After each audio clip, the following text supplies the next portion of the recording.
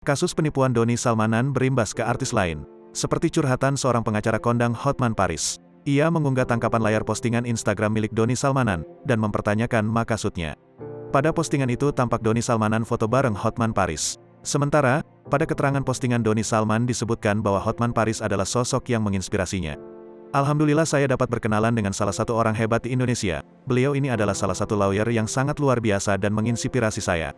Senang bisa mengenal beliau, demikian tulis Doni Salman. Sebagai respons, Hotman Paris pada keterangan postingannya mempertanyakan maksud caption Doni Salman tersebut.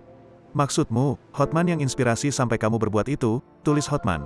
Dari pertanyaan itu, Hotman sepertinya sangat kecewa karena belakangan diketahui Doni Salmanan bukan Crazy Rich sesungguhnya, seiring polisi membongkar kasus dugaan penipuan berkedok trading ilegal binary option.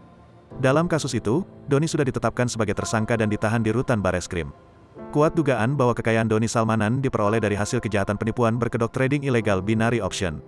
Postingan ini langsung banjir komentar netizen, termasuk dari Ical Muhammad, aktor yang pertama kali membongkar sisi gelap binary option.